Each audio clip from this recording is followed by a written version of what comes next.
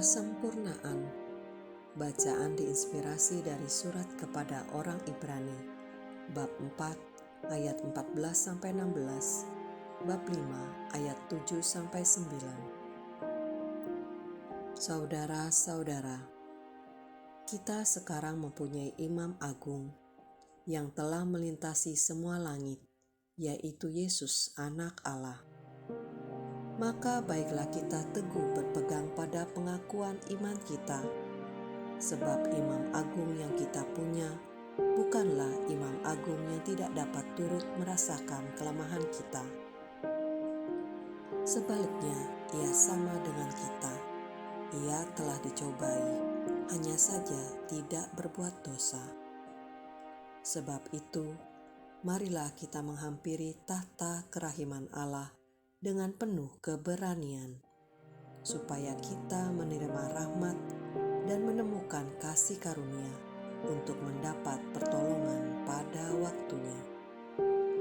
Dalam hidupnya sebagai manusia, Yesus telah mempersembahkan doa dan permohonan dengan ratap tangis dan keluhan kepada Dia yang sanggup menyelamatkannya dari maut, dan karena kesalehannya ia telah didengarkan.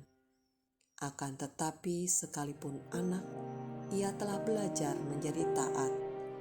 Ini ternyata dari apa yang telah dideritanya.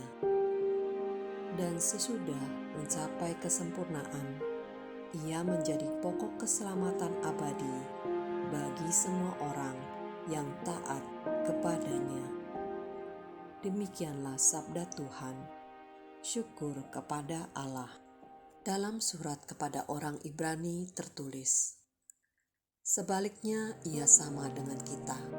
Ia telah dicobai, hanya saja tidak berbuat dosa. Yesus adalah sama dengan kita sebagai manusia. Yang membedakannya, kita mempunyai banyak dosa yang harus ditebus olehnya dengan kematian. Tragis dan memilukan hati. Akan tetapi sekalipun sebagai anak, ia menjadi taat. Ini ternyata dari apa yang telah dideritanya. Sedih dan bercampur malu bila mengingat peristiwa ini, ketika dia harus mati konyol di kayu salib untuk keselamatan abadi banyak orang. Tapi ini semua adalah tanda kesempurnaan dan keselamatan yang memang perlu terjadi dan telah dinyatakan. Hari ini adalah Jumat Agung, maka gereja menyelenggarakan ibadat mengenang sengsara dan wafat Tuhan kita Yesus Kristus. Pasio kisah sengsara Yesus merupakan penggantian bacaan Injil yang diambil dari Injil Yohanes. Rangkaian perjalanan menuju kisah sengsara dan wafat ini menjadi terasa berat karena kita harus menghadapi kematian Tuhan di kayu salib. Inilah tanda kesempurnaan dirinya ketika ia rela untuk mengorbankan diri bagi umatnya dan menerima pengkhianatan dari muridnya. Kematian Yesus telah diskenariokan oleh Tuhan Allah demi penebusan dosa dan keselamatan umatnya. Dia taat sampai mati. Kebaikannya, kasihnya, pengorbanannya selalu kita kenang, dan ini merupakan suatu peringatan bagi kita untuk tidak berbuat dosa lagi dan mau bertobat. Tidak mudah, karena setiap saat kita bisa saja berbuat dosa.